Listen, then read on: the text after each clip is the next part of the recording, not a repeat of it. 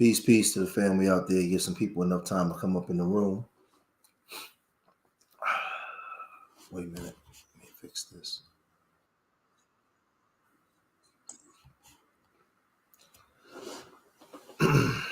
Yeah, I'm gonna talk tonight about some stuff. Just some stuff that was on my heart and the way how I feel about certain things. So I titled this live stream. I had to learn how to love Black people over again. And I think that this is important because having conversations on the phone with my homie O'Shea Duke Jackson, just in my travels, with this foundation, with the kids behind the scenes, on my job, when I do, we do stage concerts. We break down the stages at concerts and put them back up, up and down the Northeast corridor. You hear our people talk, you hear conversations, and I think I've learned how not to be involved in every conversation. I've learned to sometimes just be quiet and just exist in the room and just absorb and listen to people. And let me give some people enough time to come up in the room because I want to lay this out. I've been seeing, some different things online. And, I started to do a lot of the celebrity gossip because the celebrity gossip is what get the attention of the people.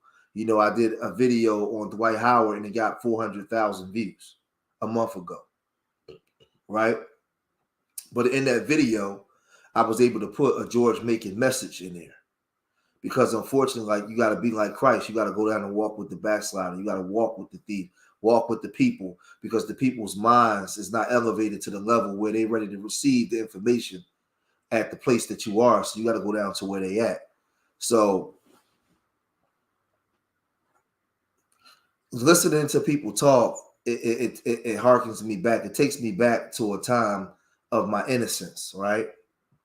It takes me back to a time of my innocence when being a little kid, when I just thought, I believed I can fly, and the world was my oyster, and I didn't think there was bad in the world. Coming out of my mother's womb, I didn't come out with a gun in my hand. I didn't come out calling a woman the B word.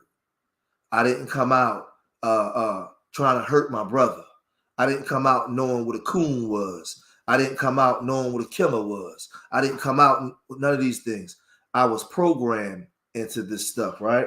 I was programmed into it based off of environment, circumstances, and all these different things. So now I've seen videos where I seen a video today where a Black girl was online and she was talking about dating a white man that was calling her the N-word and monkeys and all these kind of things.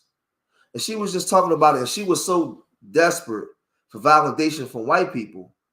She was willing to overlook all of that just to be in the presence of these people. I've seen Black men have white women and go and show them off and glorify them on high, choosing everything that's separate of themselves. They go outside of themselves to get some type of relief or some type of loving, or, because being Black hurt. I'll come online and I've seen Black people tear each other down like it's nothing. Black people tear each other down, press in live and go on with their life like it's nothing. They don't care. They don't care. That's right. That's right, Terrell. They don't care nothing about that person that they may have hurt or anything, right? Now, where does that come from?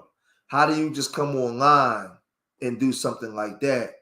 Whereas though it had to come from before you got online. These are the things that we do to each other every day, right?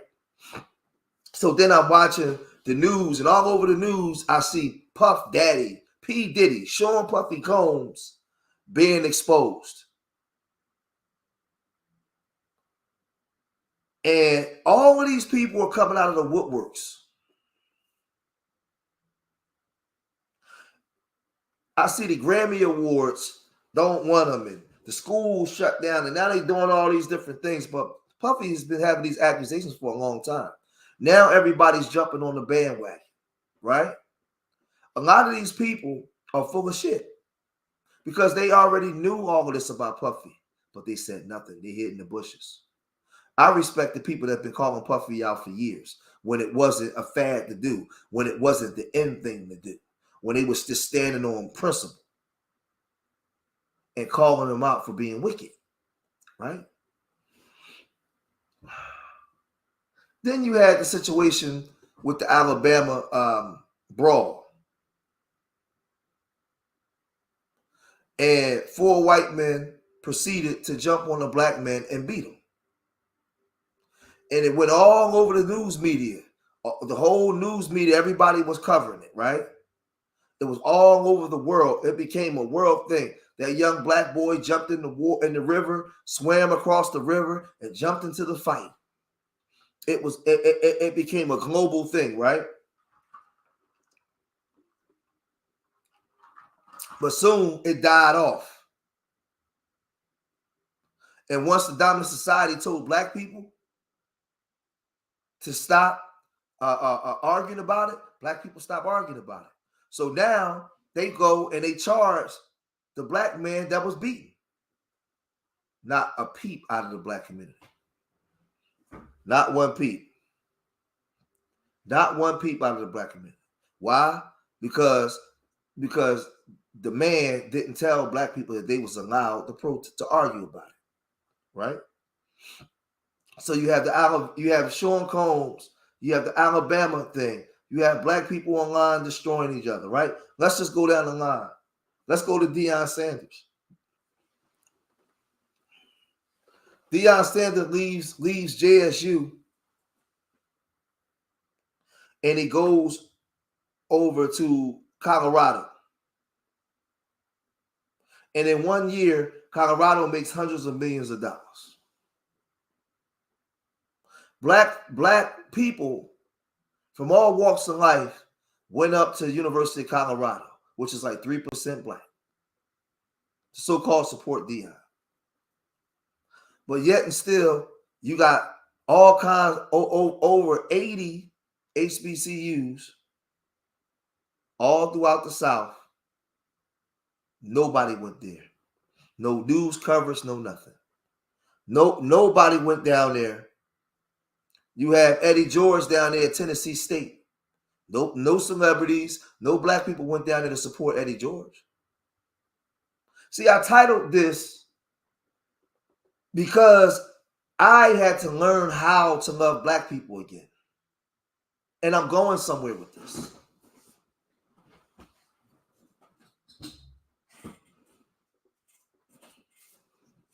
This is for people, black people. This live stream tonight is going to be short too. It's for black people that are going through some things.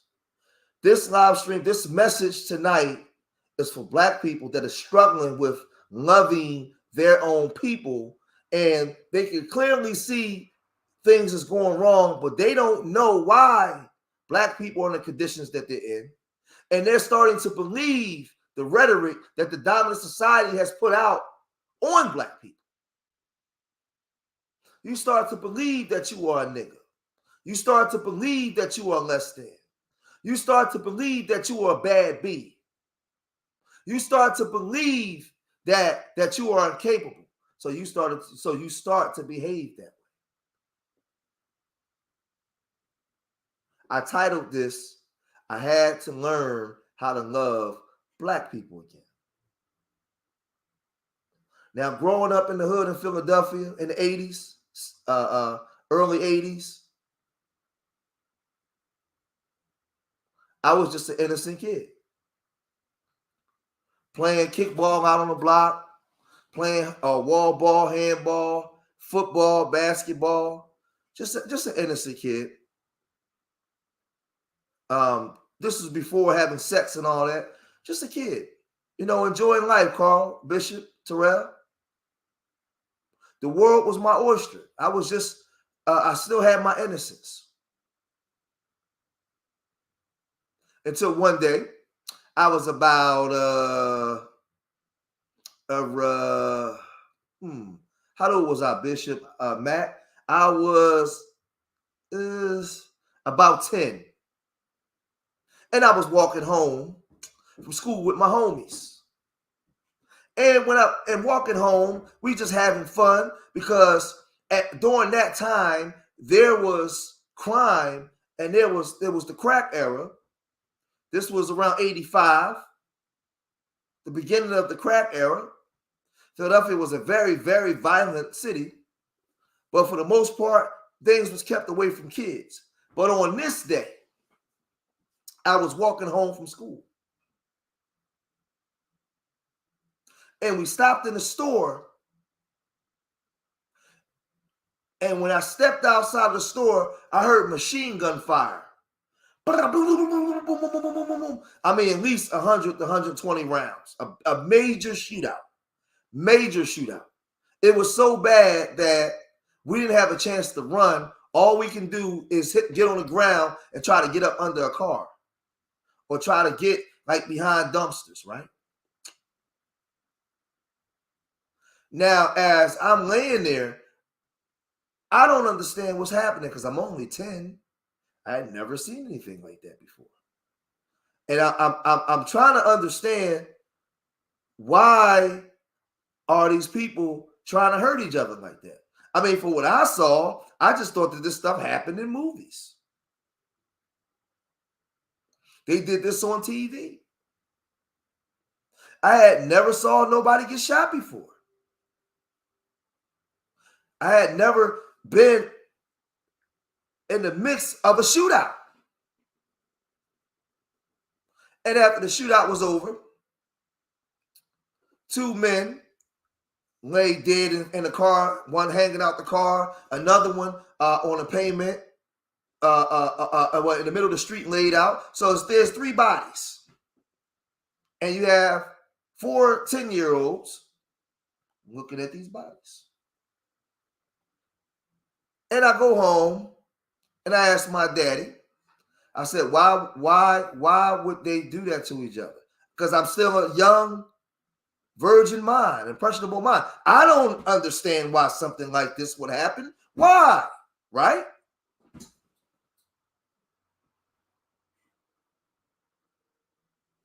Yeah. Why? Right? I was just an innocent kid. But not too long after that, I'm on the block minding my business, playing with my friends. And one of my friends' dad got into a fight a couple of days prior. And he came on the block to drop his kids off.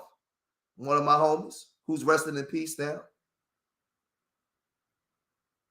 And the father encountered the guy he was fighting. Bright sunny summer day. I'm just a kid. Playing, doing what kids do. My homie's father proceeded to pull out his gun. And the man and his other homie was coming at the father with a baseball bat and a car jack. And he shot him right in front of me. Right? Everybody took off running but me. I was frozen stiff. I couldn't move. I just stood there. Both men fell on the ground. Neither one of them died, but both of them fell on the ground. And I was just standing there in the gaze, just looking at them. My father was in the kitchen cooking fish. And he came flying out the house. And I remember I got a whooping that day because my father was hollering and screaming because I didn't run. But I didn't know how to run. Now, mind you, I'm telling a story. I was just an innocent kid. Just a virgin kid. Virgin to the world. Getting my introduction to what they would call the ghetto, where black people live with limited resources. Now, I didn't know anything about this yet, Carl. I didn't know that we were living in a place with limited resources. I didn't know anything about a crack era or heroin holocaust. I wasn't educated enough to know anything about a civil rights era, about what our people went through. I was just a 10-year-old little boy. Now, mind you, it's 1985. And there are no crackheads yet. So most of my friends, we at their house on the weekends and eating dinner. This is before cell phones and laptops and all these things, all these luxuries and these so-called uh, whatever they call them, these things that we got today. That didn't exist yet. So we're there going over friends' houses. And we're just having fun. We're doing things that kids do. So now we go into the 6th grade. And during that time, and I'm going to lay this out where a lot of you can relate to where I'm going. During that time, there was junior high school. They didn't have the junior high schools mixed with the high schools. It was junior high school 6th to 8th grade. And we're in school, and one day we're coming from school. I went to Turner Middle School. And you had to walk up the hill where I came from. See, because I grew up in an area of Philadelphia called Southwest Philadelphia. It was the home battleground for the Junior Black Mafia and the shower posse and Spangler posses. So there was gang warfare every day. From 85 to about 1992. We averaged that one district, 12th district, King Session district, averaged 50 homicides a year. That one district. Not the totality of the city, but that one district averaged 50 homicides. So, mind you, I'm just a kid. We're walking home from school. And the shootout that happened a year prior, this one was worse. See, because this was a time when the crack era had just hit and you had gang warfare all over the town. And it was machine gun fire and broad daylight everywhere because the Jamaicans came up and was kicking up dust. And the JBM was warring with them in my hood to kick them out. So we seen a lot of rosters, a lot of men with dreadlocks. I had never seen men with dreadlocks and scary looking men. 10 years old, right? I'm drawing a story in the parallel how my heart turned cold. How I turned colder than Minnesota. And I had to relearn how to love Black people again. I had to relearn how not to see another Black man that looked like me as my eye. Because remember, the young girl that's being molested, the young girl that's being abused or being abandoned by her father or the people that's supposed to take care of her. She don't know anything about a heroin holocaust, a crack holocaust, a civil rights movement. She don't know anything about all the things Black people had to go through and the traumas that we passed down generationally. All she know is what's happening to her right now. And when she opened her eyes and walked through her community, she see people that look like her that's doing it to her.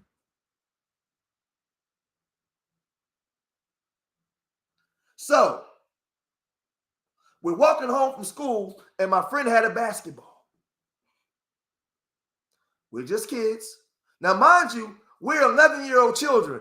Never in a million years are we ever think that we're going to walk into a major shootout. Why? We're children. We still watching He-Man and at that time and Transor Z and Thundercats. That's what we watching. We're 11. But as we're walking down the hill, a man runs across the street with a big machine gun and starts shooting up a corner and the other corner start firing back. And we had to hit the ground again. But this time, when we hit the ground, one of my friends got hit.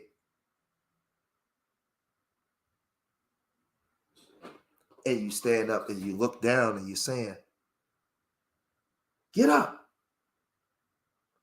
Because at that age, everything is still like a superhero or a comic book. Get up, you're going to be all right. Get up, get up. But he's not getting up.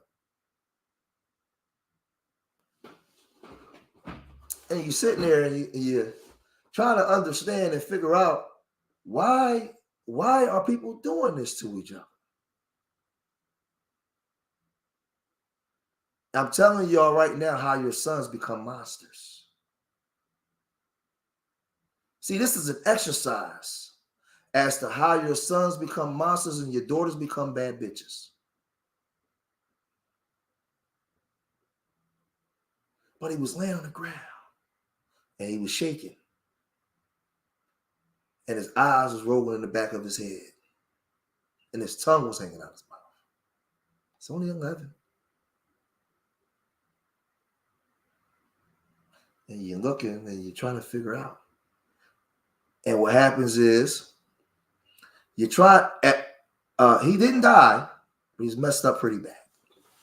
Now, you're trying to process all of this in your mind as a child.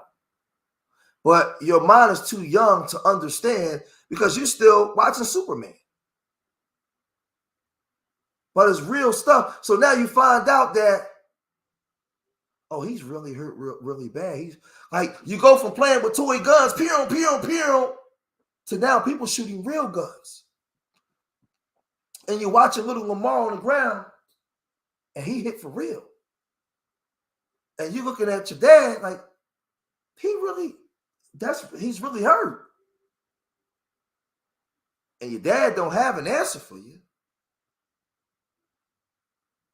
Because he don't know what to say to an 11-year-old or how to explain it. So as time went on, I remember probably about 2 weeks later, my father would walk me to school. And I remember it's 1986, 86 now.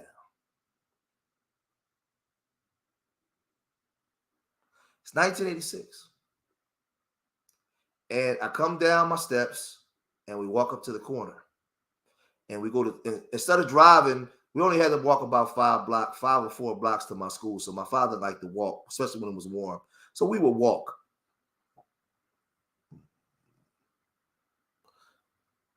And we got around the corner. And it was a side block adjacent to my block that you can cut into. And I seen a long line going all the way around the corner into this house and a long line of people going into this block. And I said, Dad, what are they doing? And my father said, boy, just stop looking over there. Put your head down. Just come on, keep going.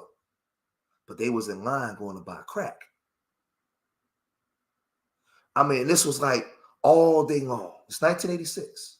All day long, right? Going to buy crack. I'm talking about you coming out of your house and you walking through crack vials and bullet shells and you stepping over heroin needles and just all. But prior to 84, 85, you didn't see none of that. 1986, boom, explosion. It's everywhere. I'm showing you how your sons, when he came out of the womb, was just an innocent virgin child. But the society that he was growing up in, the environment that he was growing up in, turned him into a monster. He wasn't born with a pistol in his hand. He didn't come out saying the word bitch. He didn't come out wanting to kill. His eyes saw some things that his brain was not yet ready for. And there was no remedy. Because even when things tried to slow down, something else happened. And then something else happened. And then something else happened. And after a while, the heart starts to become cold. And you become emotions. So I'm just telling you my story. So that way you can understand when you see these little young kids out here killing each other. And why George Macon says death to the real nigga. We're not killing nobody. We're killing the nigga in your mind. Because as I told you, at this time, I don't know nothing about Martin Luther King and them and the struggle. I'm just a child. So you go to school, you come home from school. When you come home from school, you see the same long lines. But this time, you see the mailman, Mr. Clarence, in that line. Mr. Clarence got a nice build, beard, he still look good. But he's in that line buying his crack. You see Thelma, your homie's older sister, that's 10 years older than him. You see her in that line. And you're scratching your head because you don't really know what crack is. You don't know what that stuff is. You have no idea. Because remember what I'm telling y'all, there's no crackheads yet. So you can't look at it through this lens. You got to look at it as a lens 35 years ago, 36 years ago. There is no crack whores or crackheads yet. So then you go and you see you see Miss Yvonne or Miss Belinda in the line.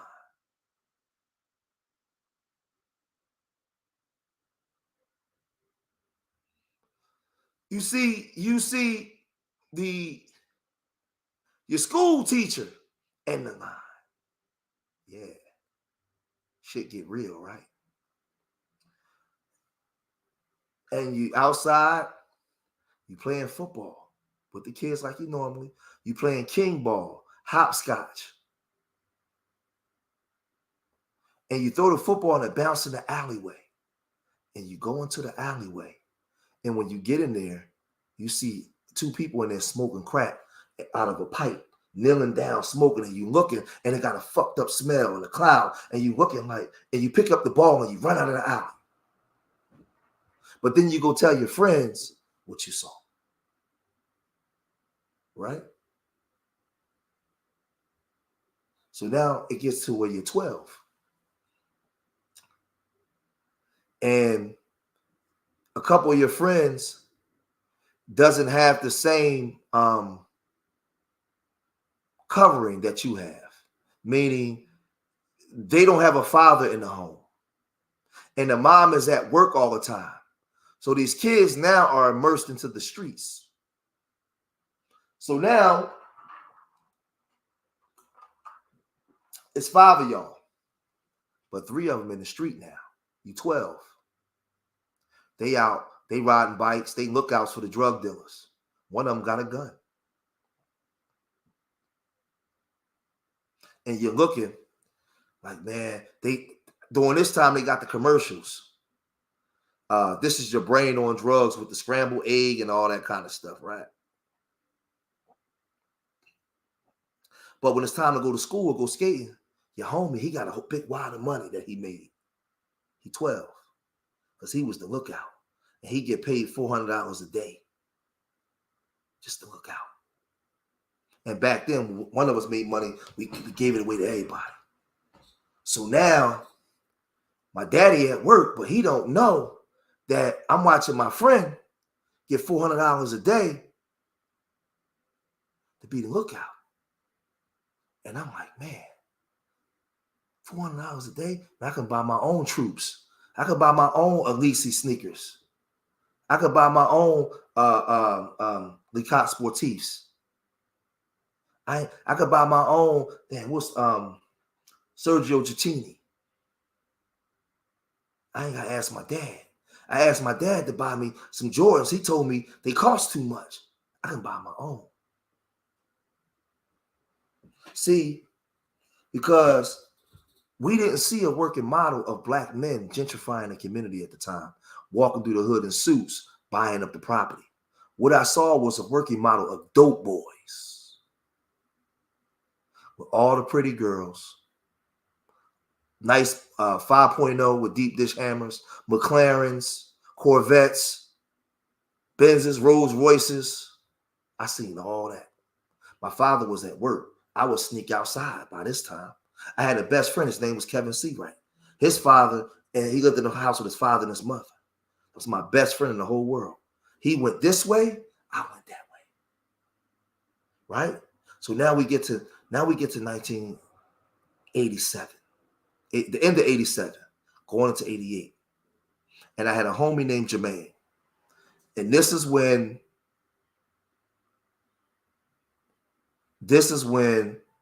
my heart turned cold. It was already turning because seeing dead bodies in the street, seeing your friend get shot and laying there on the ground, it messes with the psyche, it messes with the mind as a child. I would go to sleep and dream and wake up in cold sweats because I had those, they would come in my dreams, right?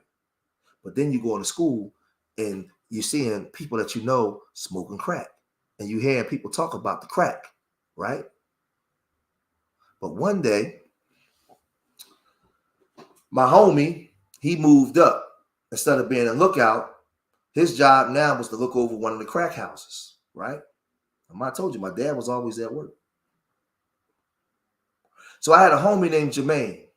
Now, these stories is akin to what's happening now and why the kids are so cold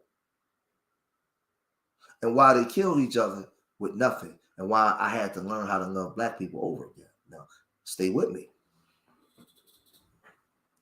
I had a friend named Jermaine, and Jermaine, I used to be at his house all the time. Jermaine had a freaking beautiful mother. Oh my God. I'm talking about body like a goddess. She used to wear her hair like in braids. Oh, like brown skin like me, light green eyes. I mean, I'm talking about superstar. And he lived with his mom and his dad. And I was outside one night. My father was working a late shift, and I was supposed to be in the house, and I snuck outside. And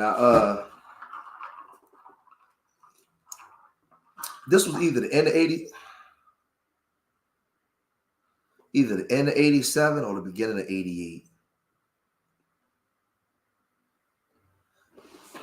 We were standing outside the crack house, and this house, this is 80s. This is like 80s. I'm talking about this house might have been doing 30,000 a day, easy. This one, JBM, I mean, easy. It was Philadelphia, fifth biggest city in America. They say 1.7 million. It's like 2 million people here. I'm talking about, so you in a 10 block radius, you might got a whole damn near enough for a small city in a 10 block radius. It's millions of people here. So in the Southwest, that Southwest area was drug infested, and it was right on the tip of the county, and all the white people would come and buy drugs. So matter of fact, yeah, let me say this first too. As a child, I thought all white people were superheroes. As a child, I thought white people were superheroes. I didn't think that white people bleed. I didn't think that white people can feel pain. You know why? Who want to know why? Put a one in the chat if y'all want to know why George Macon thought white people were superheroes. I ain't gonna say nothing else, so I see them one. Put a one in the chat if y'all want to know why George Macon thought white people were superheroes. I'm gonna show you what they do to us. This stream tonight is for educational purposes. I'm gonna show you what they do to our minds. I thought white people were superheroes. When I looked at white people, I seen them as something far greater than who we were. Why? Because remember, I told you I was a child with a virgin mind. But when I watched TV, Superman was white. He didn't look nothing like me. I used to put a towel around my neck and jump on top of the dresser and jump onto the bed thinking I was Superman. When I would go to church with my grandmama, Jesus was white. He didn't look like me. He was a white, hairy white man with some long hair. When I went to school and they showed me Abraham Lincoln and George Washington, they was all white. They didn't show any images of me. I never saw me. So anything that I was emulating or copying, I was copying them. And they was always in a position of superiority as a child. So I was already indoctrinated. When I went to the doctor was white. When I went to the dentist was white. When I went to my schools, for the most part, the teachers was white.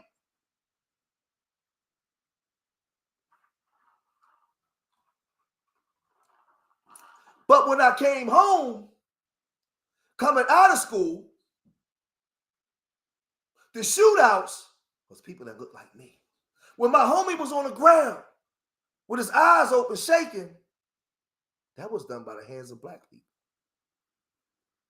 Right? So I'm already confused now. I'm already confused because I have an undeveloped brain and I'm a virgin mind. I'm a child. It's the end of 1987, going into 88. And my homie Jermaine's mother is a beautiful woman.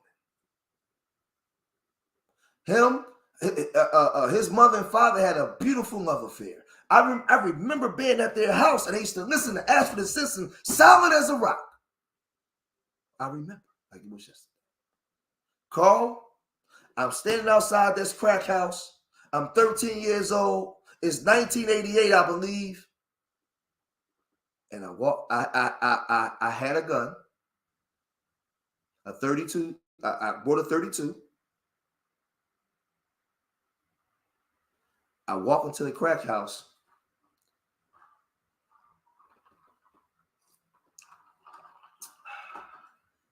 This is when my heart turned cold. This is when I didn't give a fuck about nothing, no more. I walked into that crack house and I was downstairs in the living room. And I was always small, but I was over aggressive because out in the streets, I seen so many shootings and so many people get shot, and I saw my friend get shot. I thought in my mind, I was over the top dangerous. Like I had to be aggressive. So I got the gun in my hand. I'm inside the house, looking around, making sure everything is good because I'm helping my homie run the crib. I'm only 13. But this is where it gets fucked up. I hear sex noises. Like I hear a woman getting banged. Like I hear her making noise. And it's coming from upstairs. So I'm like, yo, who in here, man? What's like y'all supposed to be in here hustling? What's going on in here? So they like, yeah, the young boys got a lady upstairs. They up there tricking. Now, mind y'all, this is now the beginning of the crack wars. So I go upstairs and it's getting loud and I hear her because they in there going to town on her, right? So I walk into the front room. I walk towards the front room and I peek my head in there. And when I looked, I seen now mind you, I'm only 13. I hadn't even had sex yet. I'm only 13. These guys is older than me. Right? They about 17. Because mind you, this is the era when 17, 18-year-olds had big houses and cars and stuff, right? I'm only 13. I peeked my head in there, and when I looked, first she had her head. I couldn't see. I seen the back of her head, but you could see her like her coochie and her butt up because they in there going to work on her. She in there making all this noise and giving one head and everything. So I walked in the room. So they turned around. I was like, young buck, come on in here and get some of this. I'm only 13 though. I'm playing tough. I ain't tough. I'm scared. I ain't never had no sex with nobody. So I walked in the room and I go around to the front of the bed. And when I went around the front of the bed, she looked up and saw me. And I saw those green eyes. And I ran out the room. I turned right back into a kid again. I just ran out the room. Now, mind you, my homie Jermaine, he wasn't the street guy. He wasn't in the streets. He was home. But what I didn't know was when I was going to school with my father, she was in the lines. But what I didn't know was his father introduced the mom to the crack. But they would smoke weed, and when crack came out, it was the new high. And I remember, now here you go, watch this, right? I remember talking to one of the homies, the older homies that was in there. I was like, yo, you know that was Jermaine mom? What was y'all in there? Why was y'all in there doing that to Jermaine mom? Why was y'all doing that to Jermaine mom? And that's little Jermaine mom. They looked at me and was like, man, fuck that crack whore bitch. And I looked at them like, because remember, now I want y'all to stay with me. Crack was new. Nobody talked like that about people in the community before. They would have 85, they would have never said that about her. But now it's 88. Nobody cares about nothing. It's just about the money. Listen, I'm telling you, my heart turned cold. You start having young men sleep with niggas' moms. The grown men start compromising themselves for a little cap for crack. All respect was gone. He said, man, fuck that crack hole bitch. That's what he said to me. And I looked at it, I couldn't understand. I said, whoa, because remind y'all, this is over 30-some years ago. We didn't talk like that about adults yet. That didn't exist. But this is the beginning. Because now you got niggas, moms and aunts coming in there willing to do anything for some crack. And at that point, my innocence was gone because I said, what the fuck wrestling and Hulk Hogan and all that, man.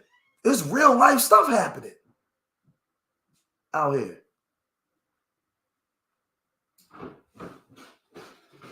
Hold on a second.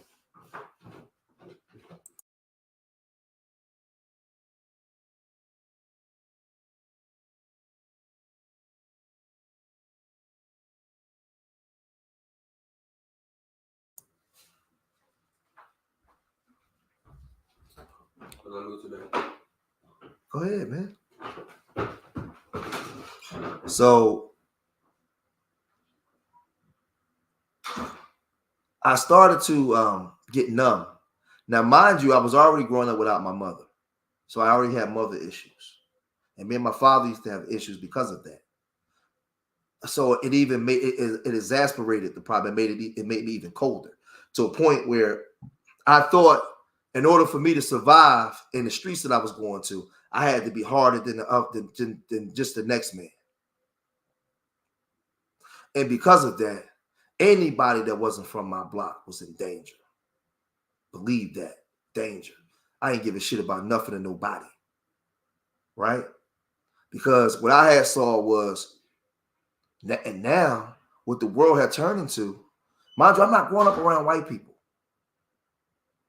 At this time, we're not allowed on the side across the tracks around white people. I'm growing up around black people. White people had never done nothing wrong to me. I remember, like I told you, I don't know anything about the civil rights movement. White people not coming over to where I live at only to buy drugs. White people not doing nothing to me. It's only my people. Remember, I don't know anything about the traumatization of my people. I don't know nothing about that. I'm just a young virgin mind. I still haven't had sex yet. But I got a gun. I'm getting in shootouts. I still haven't even entered a woman yet.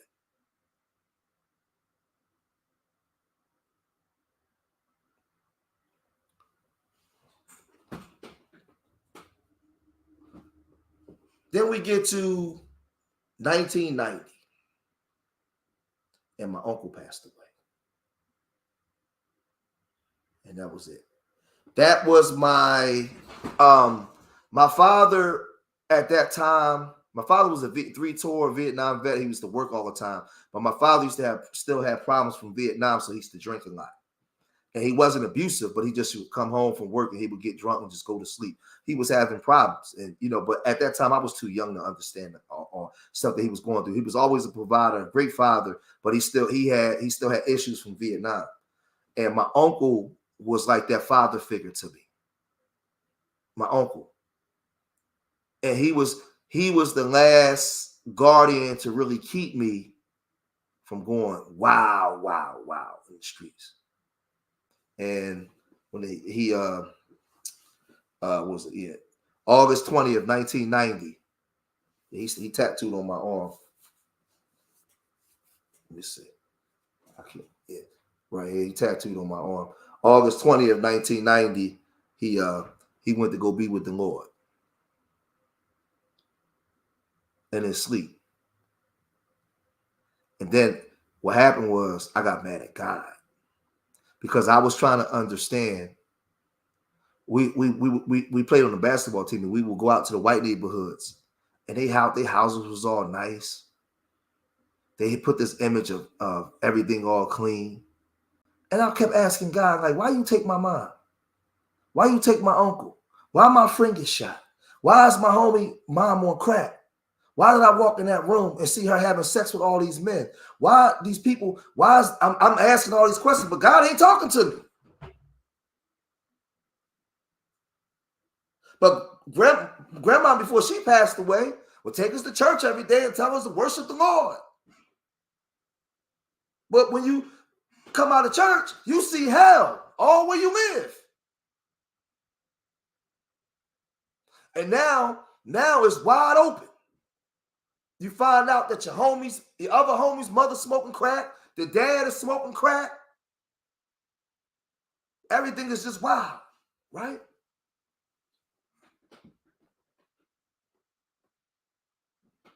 So now you start getting locked up, shootings. But you don't feel anything. You don't feel anything. You don't feel anything for women because now everything is about status. You fall into the trap of status. You fall into the trap of being proud. Let me see. Let's see here. Hold on. Let me pull this up real quick.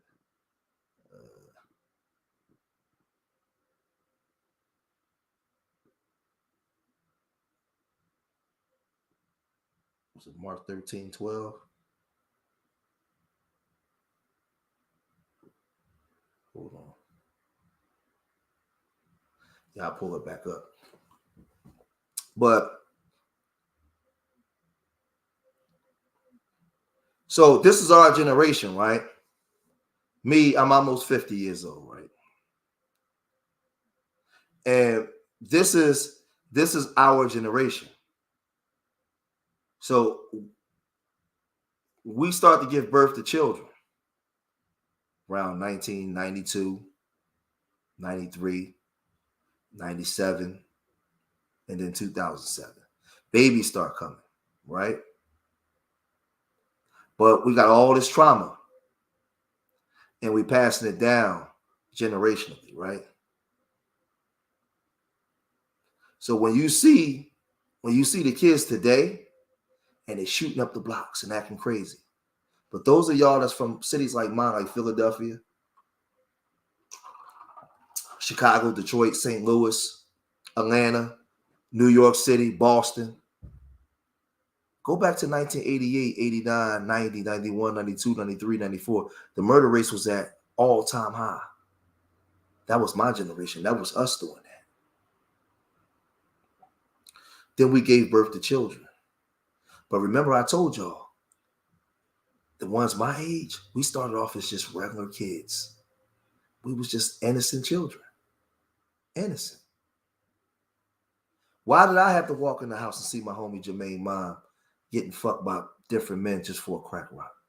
Why did I have to come out of school and see my friend get shot and laying there with his eyes rolling behind his head?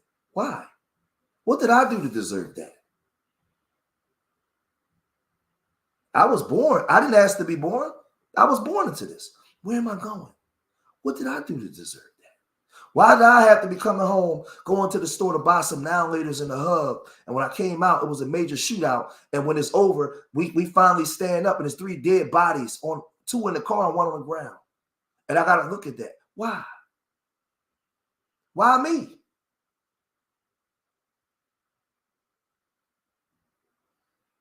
Why? So now at a very, very young age, I got PTSD.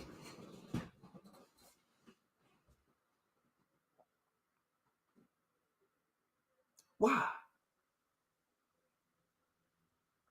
So let's come up a little bit. So it's 1991. At that time, I'm 16. We advancing now. We getting money. We starting to get some real money. A lot of the JBM boys went to jail, and we took over corners.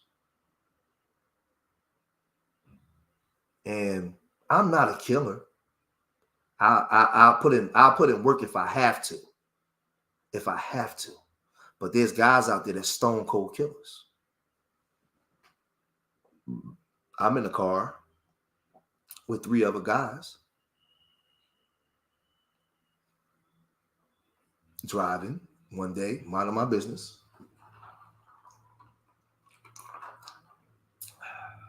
And for no reason at all, just for getting money, another car ride up on the side of the car and Swiss cheese the car, shoots 27 bullets into the car.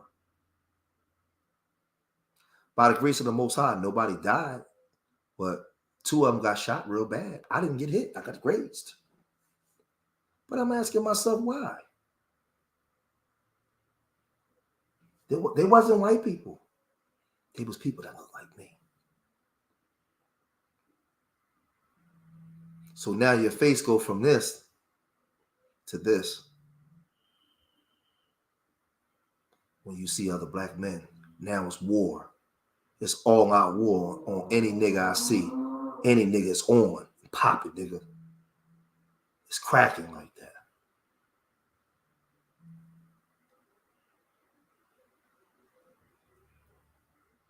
Then I get locked up for a gun charge. End of 91. My homie Manny gets locked up. And I got locked up for a gun and I came home. They let me out. I had to go back to court. But then my homie Manny rented a car from a smoker. And the smoker reported the car stolen. And we got locked up on Grays Ferry Bridge. And the day we were supposed to go to court, we went to court. I had to go to court for my gun charge. Manny went to court for the car. The judge let Manny go home. Judge Reynolds was going to let me go home, but my auntie who raised me as my mama stood up in court and said, please don't let him go. Please, they're going to kill my baby. Do not let him go. They're going to kill my baby. He's going to kill somebody. Now, I want y'all to listen to me. Listen to me well. She said, please don't let him go. So they remanded me to Glen Mill schools. This is August 30th, 1991. I go to jail. I go to juvenile jail. But mind you, I've been in and out of juvenile jail all my juvenile life. So I go away to juvenile jail. The very next day, my friend Manny, who got locked up with the car, the judge let him go. The very next day, he was gunned down in a crap game in Southwest Philadelphia, shot in the chest with a .45, died on the way to the hospital.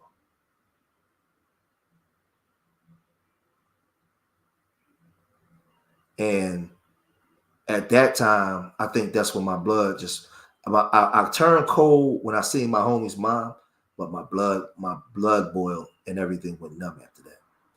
I didn't have any more feeling towards anything. So the black man automatically became my enemy, not the white man. I had a homie that got killed in 1993 when I was coming out of the mills. And right before we get a chance to mourn, his older brother got killed. And I remember being at the funeral, seeing his mother and seeing her face and seeing the pain in her face. Now, I want y'all to stay with me because this is what's happening right now. Seeing the pain in her face, the hurt, the devastation of the family. Who do you think they hate more, white people or their own people? When you start talking about fixing the black community and the black revolution, you think that black mother give a goddamn when both of her sons was murdered at the hands of black men? She don't know nothing about no Stokely Carmichael and black revolution. All she knows in the community she live in, 2 niggas killed her goddamn son. That's what she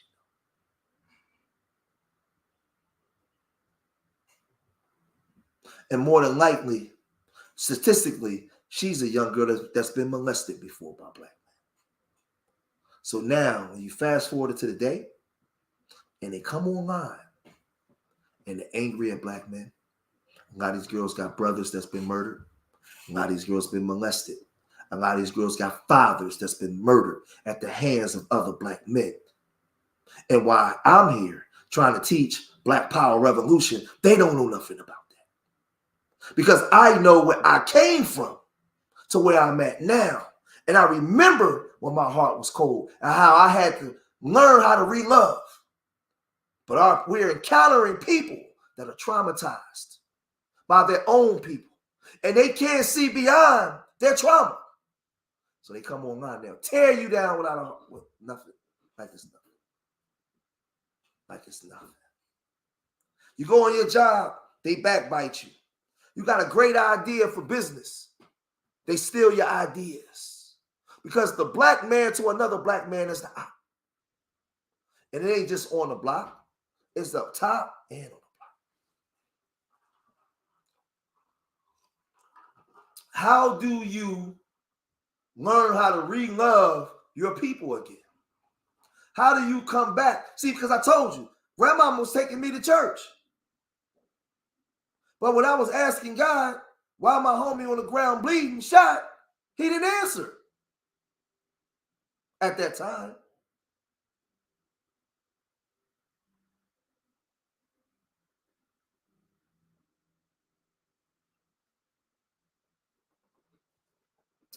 And see, I'm telling you this, I didn't even get to the part where my daughter was shot. Caught in the crossfire. My homie died in my arms.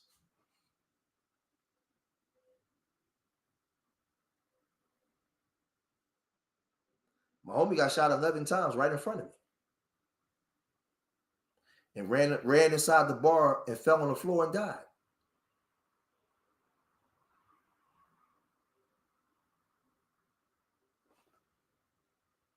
I've been to over 40 funerals. And prior to going to jail, I met a man named Zachary Ricketts from the Nation of Islam. And in prison, he gave me knowledge of stuff. I didn't know what he did, how he got me. He trained me and taught me how to love myself again. Because what he did was, he told me who I was.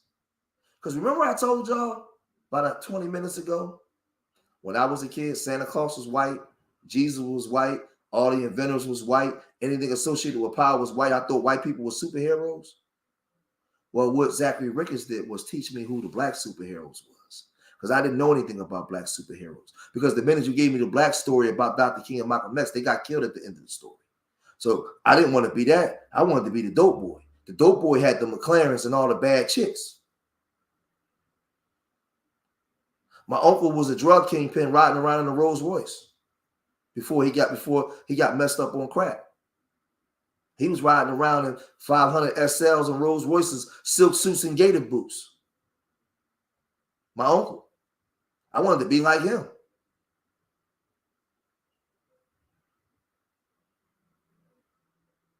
I didn't know anything about black superheroes. I didn't know that we were capable of inventing things and doing this. I just thought that we lived like the way we lived. Positive black people didn't come back to Southwest Philadelphia.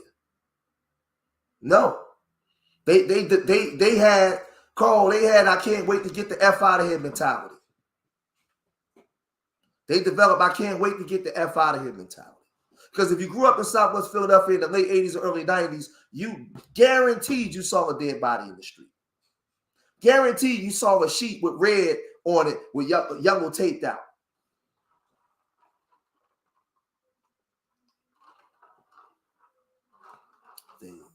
Stating that to say that hell exists. I want y'all to stay with me. Y'all don't get into the argument about heaven and hell. Just stay with me. Stay with me because I'm going somewhere and I'm teaching to a bigger picture. I'm taking us to a place where we can learn how to rescue the minds of the youth. But don't get caught up in the religious stuff, y'all. I'm just telling you that when back then when I talked to God, God didn't answer me.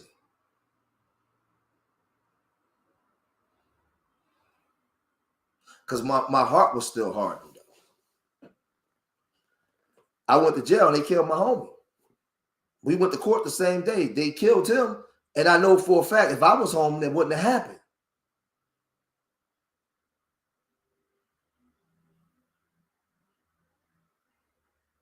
But Philadelphia, the streets in Philly is like this. It's like that. It's rough. My homie, before he got killed, my homie Manny, I was beefing with a guy named Paul. Paul is dead now. And me and Paul didn't like each other since we were children. We got into a fight one day. He beat me up. And then a couple of days later after school, I caught him and I beat him up. Right? And it was just little innocent kids. But Paul, we grew up. I became a dope boy. Paul was a stick-up kid. Paul robbed somebody, one of my workers or something. And one day I was in the schoolyard in Southwest. He was from Southwest too, but he was from the other side of the tracks in Southwest. Paul came in his car, pulled up in his car, jumped out. Mind you, we all young. We no older than, at this time, we no older than 16. Paul come and jump. He had a sawed off double barrel shotgun. He jumped out the car. He had a Mark Buchanan. Some of y'all might be a little older. Y'all remember the Mark Buchanan leathers with the piano. He jumped out the car. I had my back turned, and he ran through the schoolyard, ran up on me, and was like, "Yo, what's up, nigga?" And I turned around. I'm kind of young and stupid because I told you my heart. I didn't give a care. Like, what's up? He like, what's up with that shit you was talking? So he got the gun in his jacket. He go to pull it out. Manny, may God rest his soul and his spirit be lifted. Both of those brothers, because both of them are going on to be with the Most High now. This is the trauma that I'm talking. I'm telling you a story, right? Where both the guys in the story are dead. This is part of my childhood. So Paul went to pull out the double barrel, and Manny grabbed me and put his whole body around me and shielded me and said, you can't shoot him. You want to shoot me too. So he like, move, Manny. Manny like, yo, what the fuck I say? Get out of here, man. You ain't shooting him. So he put the gun back in his coat and he get in the car and drive off.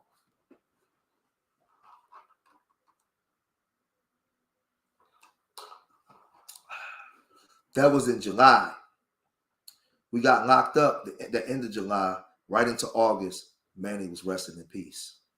But right before Manny was resting in peace, Paul got shot in the face at the gas station on 49th Street back then.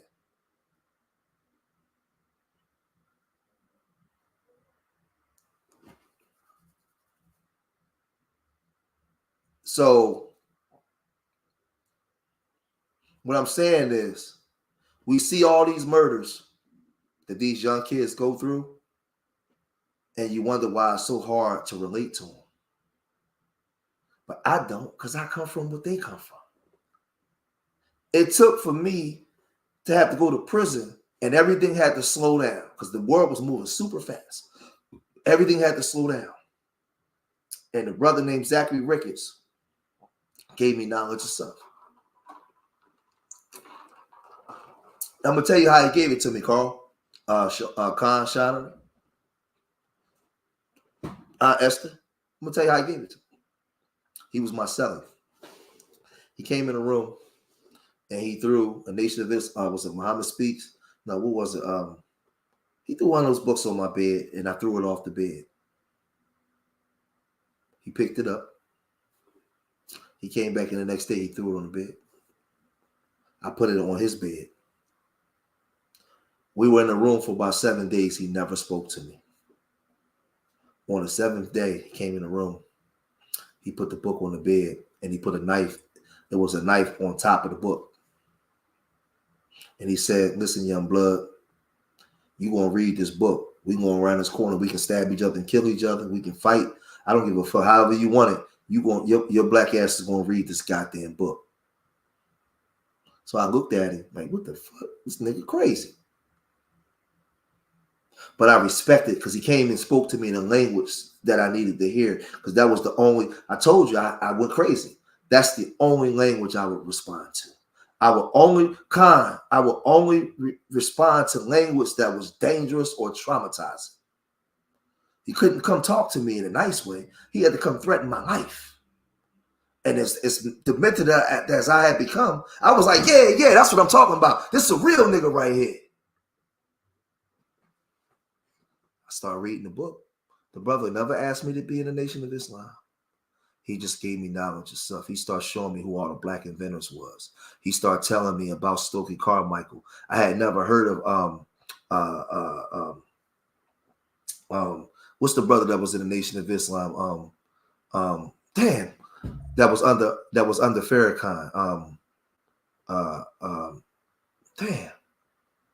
What's the brother that was under Farrakhan that died? I had never heard of him before until I went to prison. I ain't never heard none of them people. My homies was the dope boys. My leaders, no, not Elijah Muhammad. No, that was under Khalid. Yeah. When I heard Khalid Muhammad, I said, I had never seen a black man talk to white people like that. I'd never seen the Muhammad Ali videos. I never seen what's the name videos, but I seen Khalid.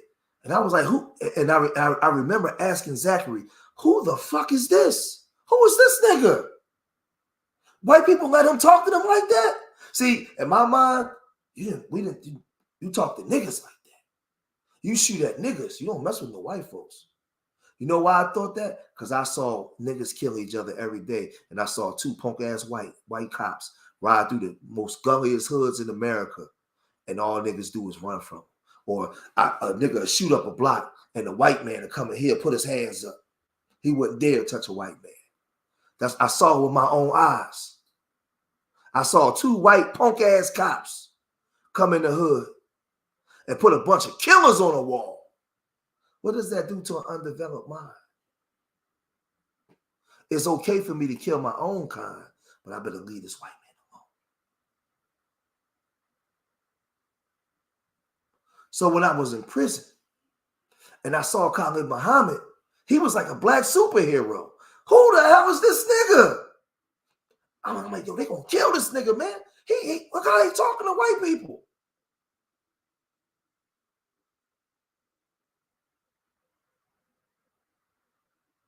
I seen stone cold killers fight and knife each other in the yard. And when that white man told they black asses to get in that cell, them niggas went in the cell. And now, for the first time, I'm starting to see it with things with a more mature consciousness. And I'm like, and I'm talking to God and asking God, like, where are you? Why are you letting this happen? What are you doing? God still wouldn't answer.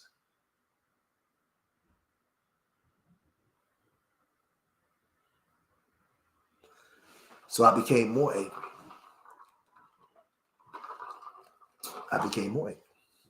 Come home.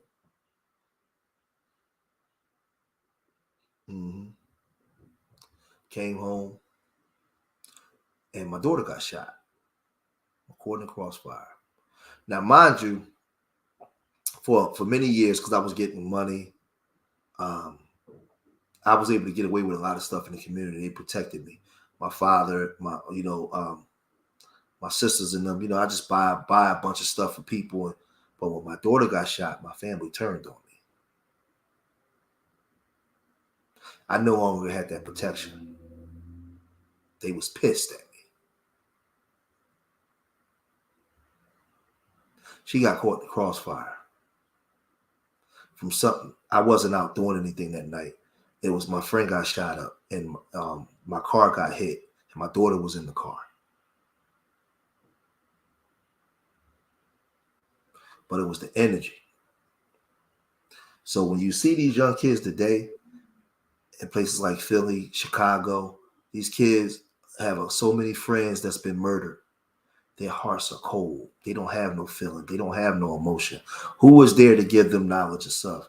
Who was equipped to teach them?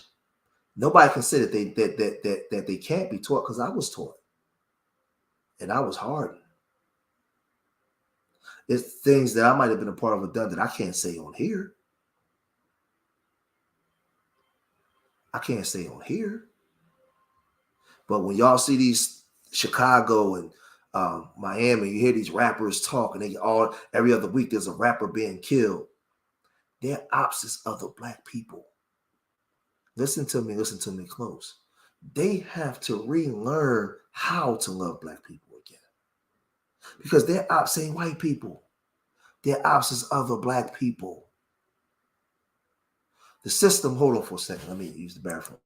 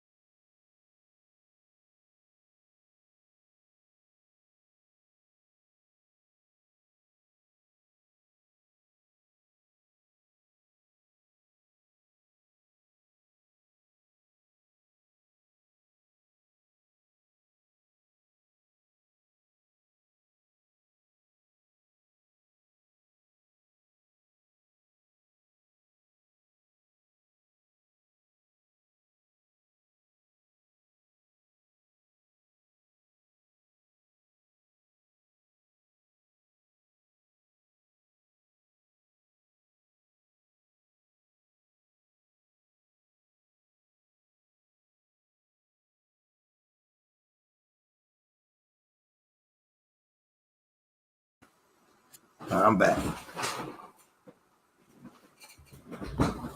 Now,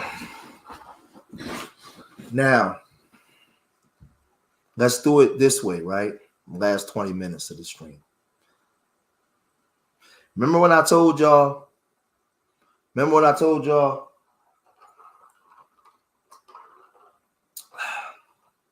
I didn't know anything about a single mother rate. I didn't know anything about the crack Holocaust. I didn't know anything about the heroin Holocaust. I didn't know anything about the Black Power movement. I didn't know anything about the Civil Rights movement. What I did know is white folks dropped the bomb in 1985 on a move houses and blew up 3 city blocks and killed 11 people. I knew that happened. I saw that.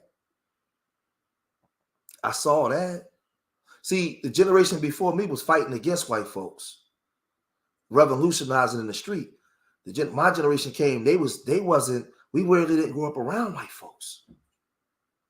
We was totally separated from them, but they blew up a whole block here in Philadelphia. Only city in America where they dropped the bomb. We seen the blocks on fire. I lived not about 5 blocks away from Osage Avenue. So I'm walking with PTSD. Now, let me put the pieces of the puzzle together. The children today, they don't know anything about a crack Holocaust or a heroin Holocaust. They don't know anything about the single mother rate. They're not educated on the nigger traps and the systems that's set in place to put them in the positions that they're in. These kids, these young black boys and girls today are asking the same questions that I asked in 1985 with a young virgin mind. Why? When I sat there at 11 years old and looked at my friend on the ground shot, and his eyes was rolling in the back of his head, and he was on the ground shaking with his tongue hanging out of his mouth. And I was asking why, because I still had Superman on the mind. I still was trying to be He-Man. I was asking why. These kids today are still asking why. But then they've been inundated and downloaded with Pound Town and all this other stuff. But they're not being educated on who they are. So they're asking the same questions. It's the same playbook. But now the new crack, the new drug is social media. You are a social media whore now. You a social media whore. So why did we create Urban Nerds? We created Urban Nerds to put that information back into the community that I didn't have when I was 10 and 11 years old. When I was walking to school with my daddy and I seen crackheads lined all the way up around the corner, and I seen Miss Thelma and Mr. Clarence and all of them in the line going to buy crack. And at that time, there was no crack whores. But guess what? These young impressionable young men today are asking the same questions that George Macon was asking 30 years ago. They're asking the same questions. Who's there to answer those questions? They don't love Black people. That's why they talk. That's why you have a Passport Bros and the Passport Sisters and the Cynthia G's and the Pink Pills that come online and just berate Black men and the Manosphere and all these groups that berate Black women, and because they lost their love.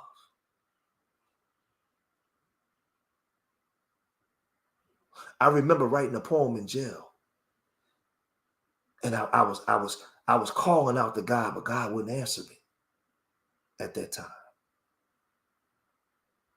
And I remember writing this poem.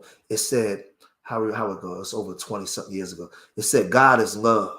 Somewhere over a rainbow, He looks down on us as we manifest Him. No, hold on. How it go? I can't. This is what I wrote this so long ago. God is love. Somewhere over a rainbow, He looks down on us as we manifest Him through.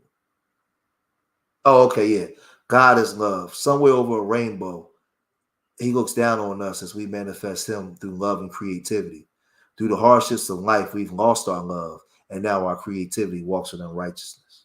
I wrote this in prison when I started getting knowledge of stuff because of Zachary Ricketts. I wrote that in prison because I was in prison and the whole world slowed down. I wasn't living in the rat race. I didn't have the worries that I had when I was outside, right? And I said, God is love. And see, I said somewhere over a rainbow. Back then, the rainbow wasn't associated with LGBT, like that kind of crap. So a rainbow was associated with what it was supposed to be associated for. So I said, God is love. Somewhere over a rainbow, He looks down on us as we manifest Him through love and creativity. Through the hardships of life, we've lost our love. Now our creativity walks with unrighteousness. I wrote that in prison. Because at that time, I ain't have no love. Nigga, I stab your heart out, nigga, and it didn't care. Because another nigga was my enemy. But I saw the white man going in cells and beating niggas up and dragging them to the hole. I saw white men telling niggas to get in their cell. And these niggas in the streets was killers. And they get in their cell. But they'll grab a knife and stab another Black man in his chest up, in his heart, in a heartbeat. I knew that there was something demonic going on there. I knew that there was a spirit going on amongst our people that needed to be cast out. That's why in the Bible, when Christ was going from town to town, He was casting out demons. Because we have so much trauma, generational curses, generational trauma that was passed down generationally. I didn't know that prior to me being a 10-year-old, that 10 year prior to that, we had a heroin holocaust. We had civil rights movements and all of our people running from the South and being home. I didn't know that we came from so much trauma, unresolved issues, passed down generationally. And when the system started seeing us say power to the people, say it loud, I'm Black and I'm proud, and we started to progress and move forward, bam, He hit us again with the crack era and wiped it out. So now you have the kids today. You see these young girls out here wilding out, acting crazy. You know why they wilding out, acting crazy? And they can use the system against them? Because they don't know who they are. The same way I didn't know who I was. And these girls are coming through traumatized. They got brothers that's been murdered. They got male cousins that's been murdered. They got female sisters and cousins that's been murdered. And 99.9% of the time, they've been murdered by other Black people. So the system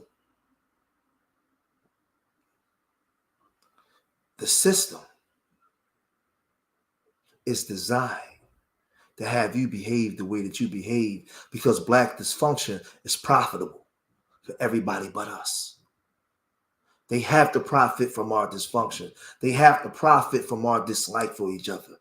So when I was in jail, my mentor, Zachary Ricketts, he had to deprogram me and reteach me how to love Black people. And the way that he taught me how to love Black people was tell me who I was. I had to get knowledge of self to know who I was, because that spirit that was on the inside was ready to come out and invoke itself, but I didn't know how to let it out. See, the whole time God was talking to me, because he kept me the whole time. I'm here to tell the story, but I didn't know how to hear God's voice, because my heart had got hardened because I was so immersed in the iniquities and the trauma that I saw. And I kept asking why, and I couldn't get no answer for it. I kept getting asking why. And I had to learn how to sometimes just get quiet and let the Spirit speak.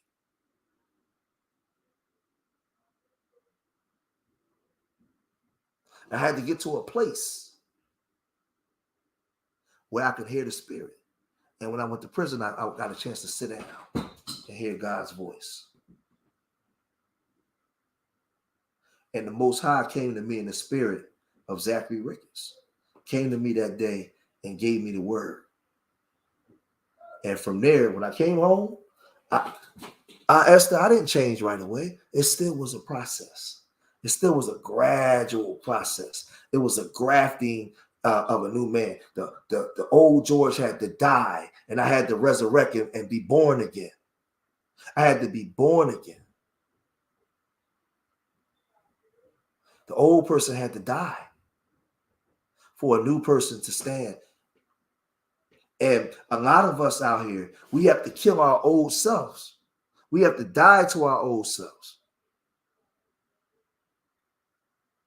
in order to get about different results and different situations in our community, to raise our kids different. Because I'm telling y'all right now, there's 10-year-olds, 11-year-olds, 12-year-olds that's asking the same questions I'm asking. There's a 10-year-old right now in the city, in the south side of Chicago or the west side of Chicago right now, as I'm on this live stream right now talking. There is a 10-year-old right now that's asking why.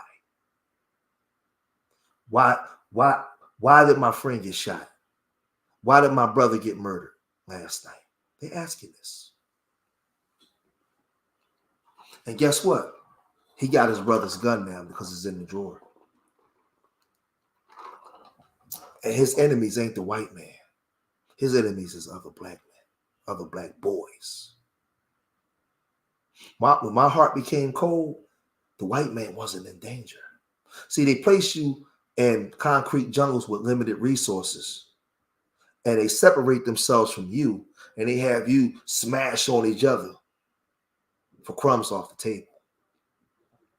And in your ignorance, you only see your own people. See, I knew nothing. I never saw the videos of them hosing our grandparents in the South. I never saw those videos as a child. What I saw as a child was coming out of school and having to jump on the ground because black men were shooting up the whole community for drug blocks. What I saw was women selling a pussy for crack rock.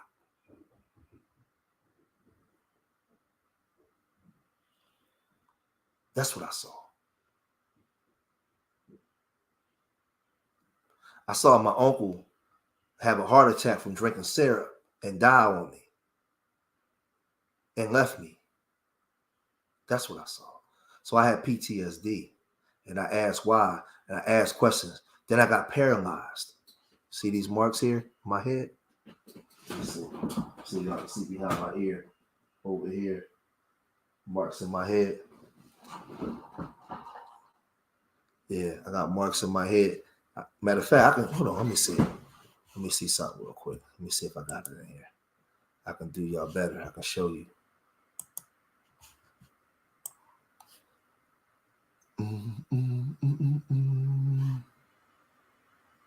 Do I still got that picture in it? Hold on.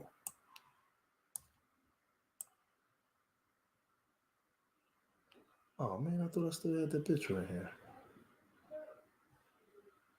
I thought I did. It's in my phone. I be erasing stuff, man. I gotta stop. Let me see something real quick. Hold on 1 second. Let me show y'all something real quick.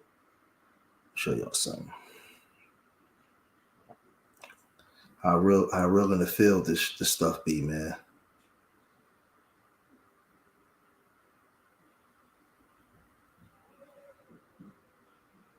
God, man, scrambled my pictures. Oh, here we go, right here.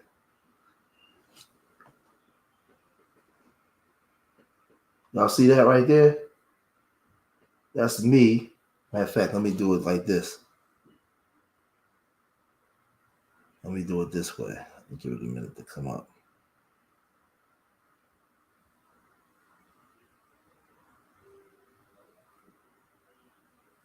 Shit, that's me in the wheelchair, paralyzed.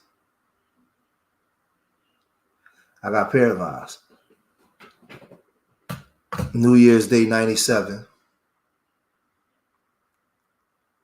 I got in a bad car accident and got paralyzed. So I came through and I've been through a lot of stuff.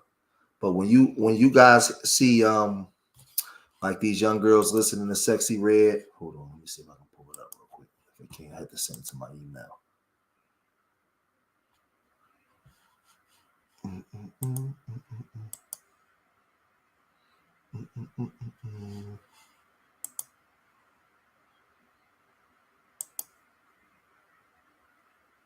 Yeah, here we go.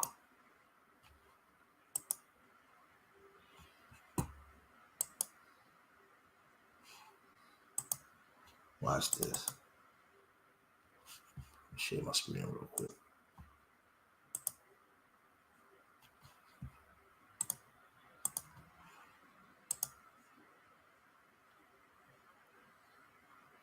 That's me.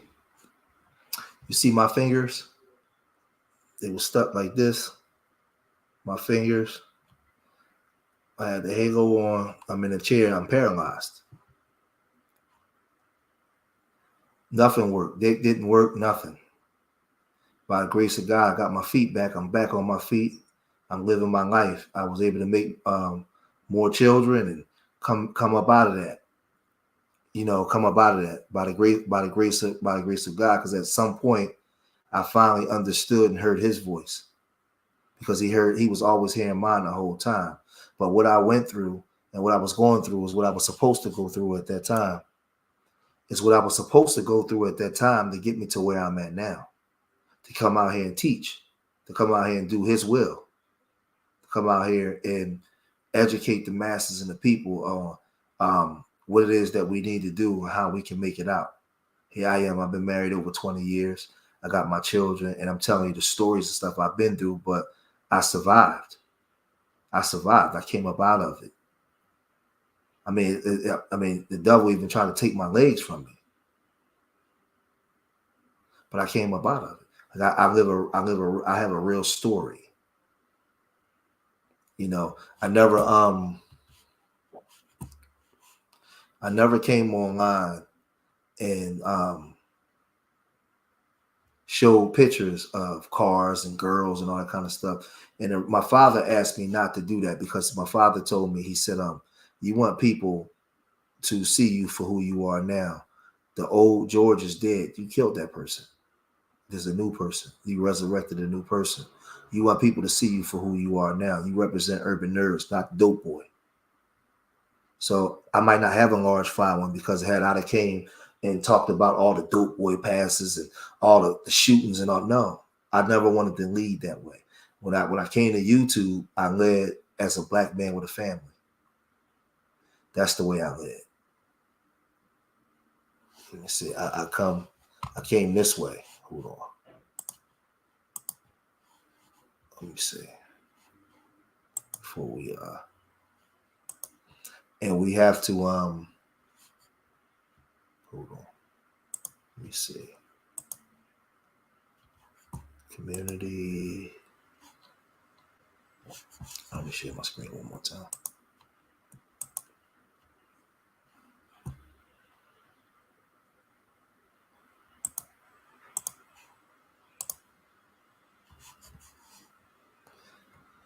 I come on the scene and I promote this. This is what I promote. This is more important, family. I got pictures of me in cars. I got that, but for what? What do y'all need to see that for? That was 25 years ago, 27 years ago. I can still get fly. I promote this now. Stop the violence. Let me grow up. Now, as long as I've been on YouTube, I promote this. Fatherhood, the only hood worth claiming.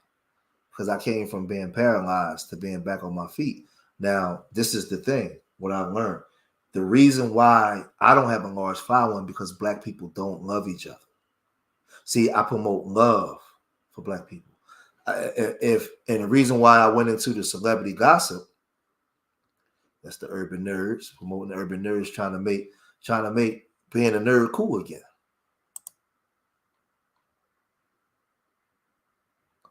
Let's see. Here we go. This is what I was looking for.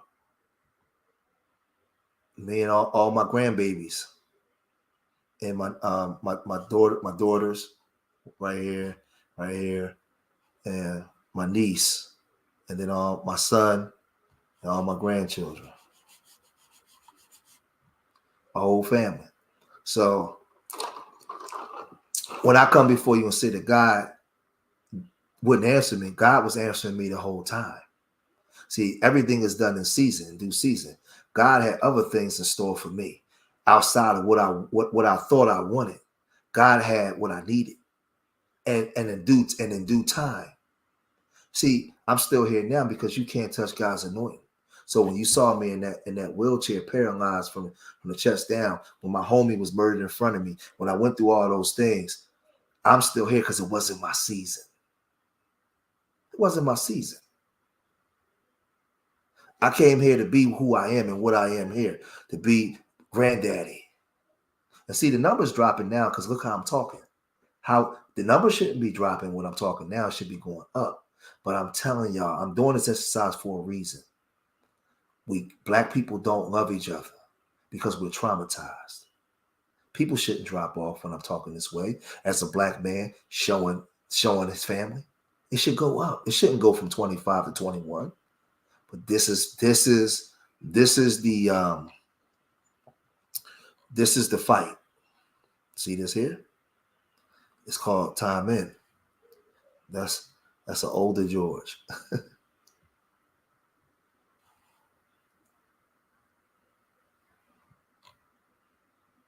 Look at that. Look right here. That's a young George when I had all my hair on my head. And when my son was a baby. It's called Time In. And now he's way bigger. He's like 6'1", way bigger than me.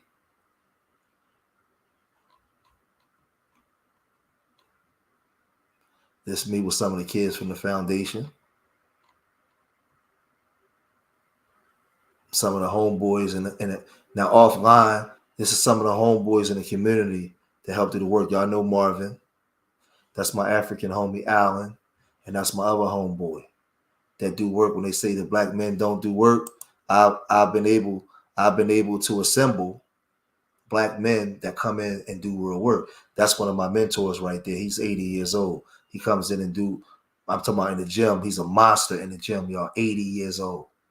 It's one of my mentors. My wife. So let me cut this before we get out of here. So I'm saying this, when we out here talking to the young people, yeah, he's 80. He works out, he does everything that we do. He still deadlift like 300 pounds. He can do about 20 pull-ups. He's a monster. He rides his bike from Philly to Delaware. He's 80. Body, built like a monster. That's Mr. Jimmy. That's Mr. Jimmy.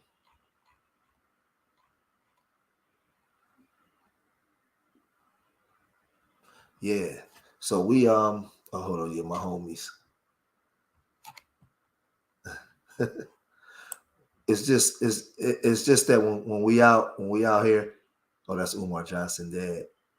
When we out here talking, y'all, you gotta remember, we just have to remember that the youth is asking the same questions that we was asking. Because see, I'm gonna tell y'all, me telling this story tonight, I was telling y'all story out there too. Put a 1 in the chat if you can relate to what I'm talking about tonight, because you have similar stories. And if it wasn't you, it was your cousin or your brother or your father or somebody. Put a 1 in the chat if you can relate, because I know I wasn't just talking to me. See, as a black person, I can tell this story as a reflection back, as a mirror back into the community. Who else was I talking to? So we know this, Bishop. We know right now that there's some young boys that's asking the same. They're asking the same questions that a young George Macon in 1985 was asking. They're asking the same question. I didn't even tell y'all about my cousin Michael. My cousin Michael was a dope boy. Big time dope boy. I come from a family where when I got into the dope game, when I finally got into the dope game, because of my family background, I didn't get in on the street level. I came right in. My cousin got shot by the police in 1994 in a shootout with the cops. Got paralyzed. He ended up beating the case. 2006, he killed himself, his wife, and both his kids.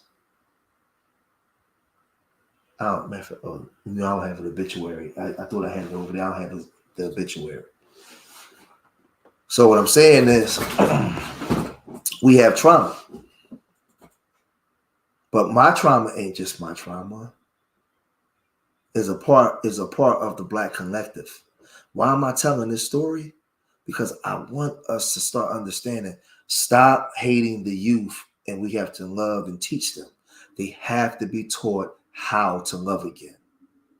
A lot of their hearts is destroyed, especially our young girls. A lot of these young girls are being molested and touched, and they're grossed out by Black men before they even get to an age of understanding what love is. And they're very sexually promiscuous. They're all these things because they had bad things happen to them. And the devil pushes all the bad energy to bring out that type of energy that they promote.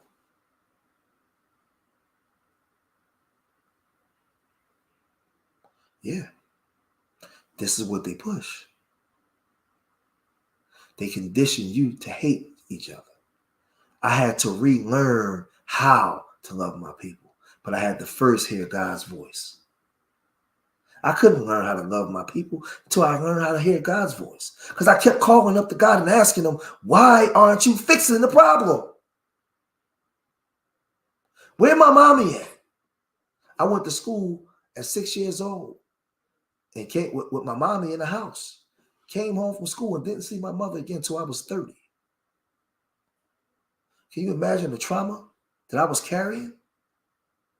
Then I grew up and I seen one of my friends get shot at 11 years old coming from school.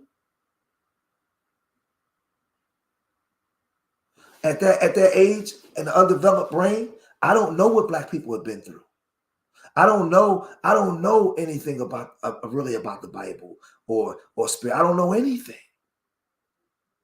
All I know is I'm being traumatized by people that look like me.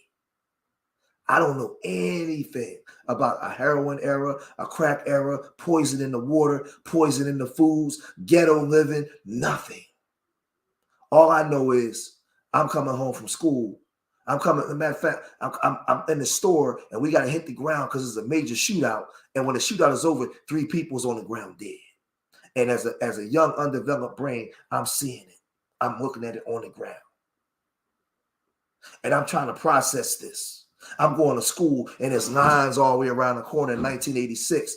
The people are going and buy crack. And in that line, you see your neighbors and your friends' fathers and people. There's no crackheads yet. And I'm asking God, where are you? What? I don't hear his voice though at that time.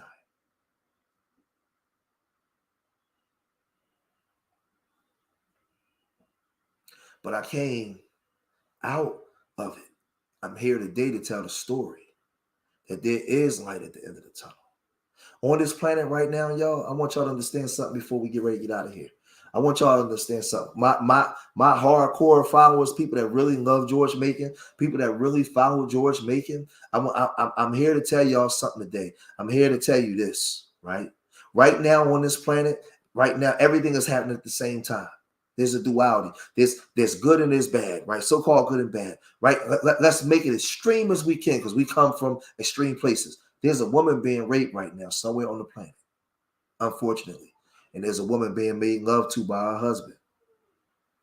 There's somebody dying, being murdered. There's somebody being born. There's a man proposing to a woman to get married. Somewhere on the planet, there's a man leaving his family. Everything is happening at the same time. They conditioned our people, the children of Israel, our people, to always see ourselves as less than, in lack, pain, trauma, despair. We only see ourselves on the other end of the spectrum. We don't see the balance. Let me tell y'all something, what I learned when I got knowledge of self. In the city of Philadelphia, it's like 2 million people. 514 homicides last year in Philadelphia. 387 of them were black people. But let me tell y'all what they didn't tell you. Let me say it to you again. There's like 2 million people in the city of Philadelphia. There were 514 homicides last year. The coroner's report said it was 575 homicides, right?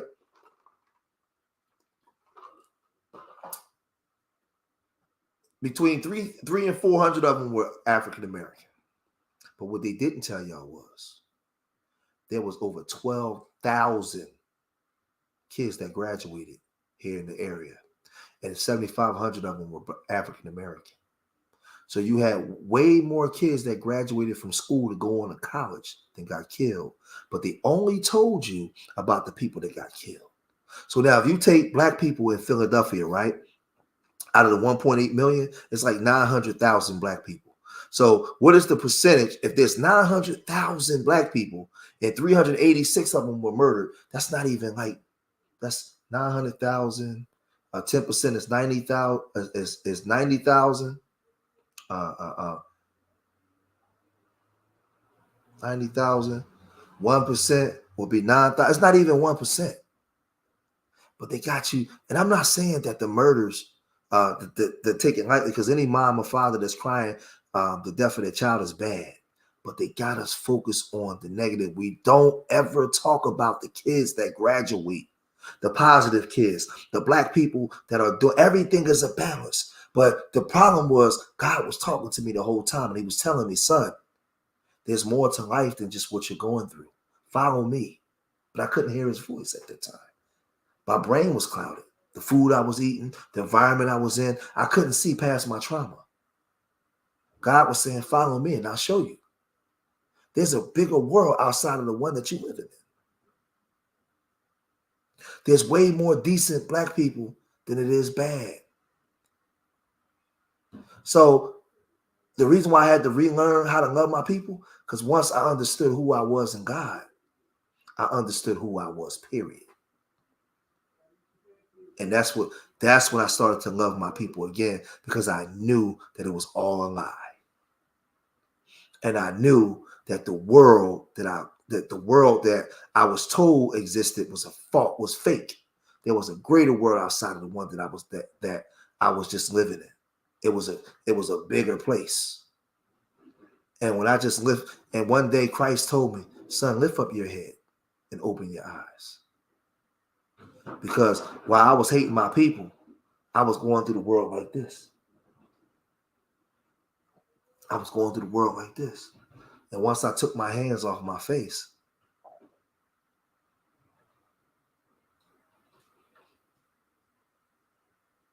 I was able to see the world for what it really was.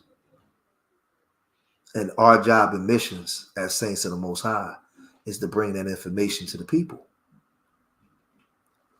See this? Hold on, matter of fact, let me share my screen one more time. Let me share my screen one more again.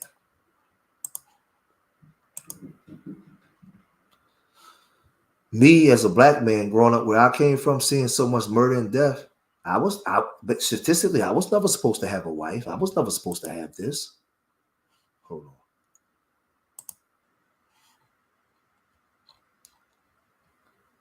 Let me see. I was never supposed to have a family. No, I was supposed to be dead. Paul was supposed to shoot me with that double-barrel shotgun in the schoolyard that day. But Manny, God rest his soul and his spirit be lifted, saved me. He put his arms around me and jumped on top of me so he wouldn't shoot me. I'm here now. Manny is gone. Manny went on to be with the Most High. So did Paul. I'm here with my baby girl. My babies. My children. My grandbabies. That's what we promote. We promote this over here. Family. So I walk with this on my face now. Because I found out, Brother Riz, I found out JJ didn't like one, that it was a bigger world outside of the block that I was being raised on.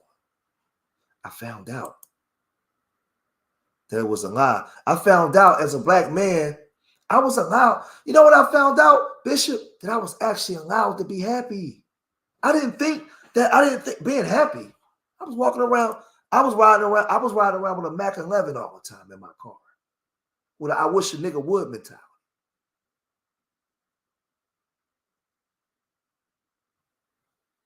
Look, grandbabies throwing cake in your face. I didn't know. I didn't ever know that this was the type of life that black men can have. I told y'all, I was 11 years old when I seen my friend on the ground shot.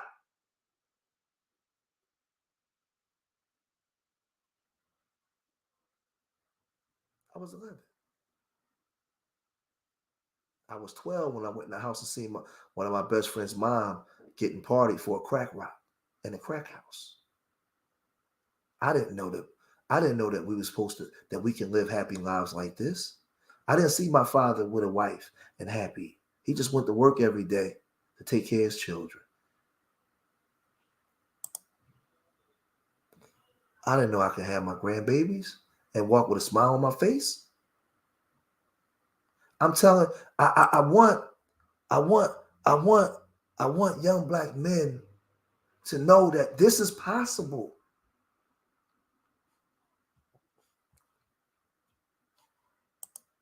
I think this was on my birthday, yeah. Let me see. I want young black men to know that this is possible.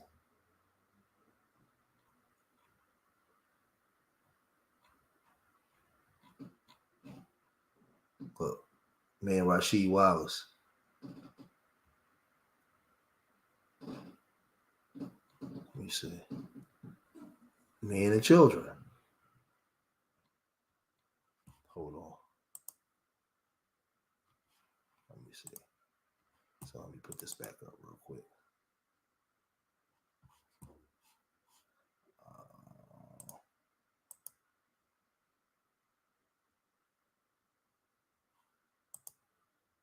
Wait a minute before we go.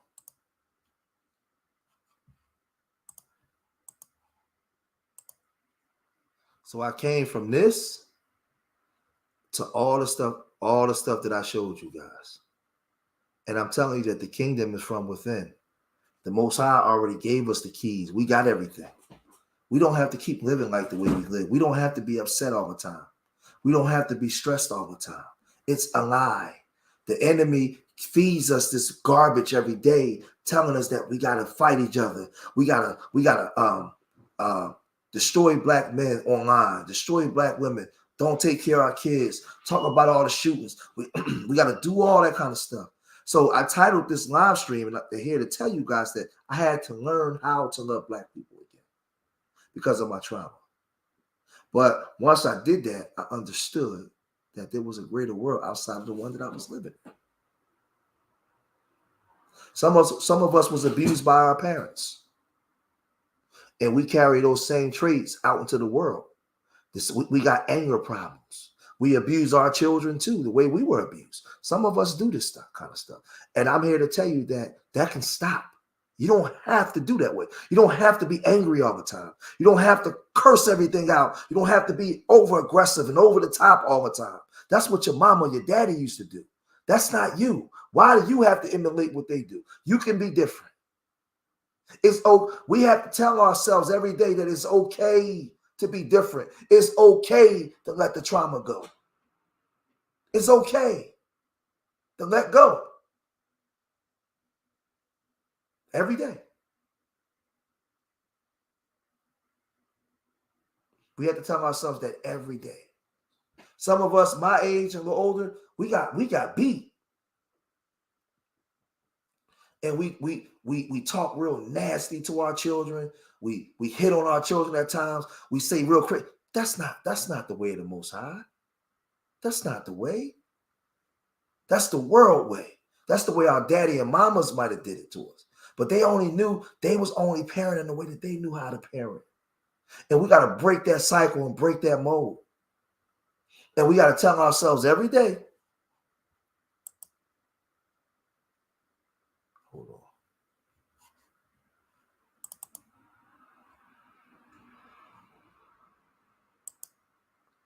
Wait a minute. We do it this way.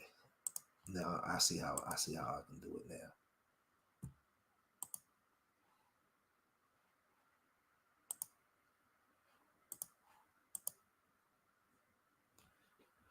We got to tell ourselves every single day that it's okay. It's okay to be different. It's okay to dumb that stuff down.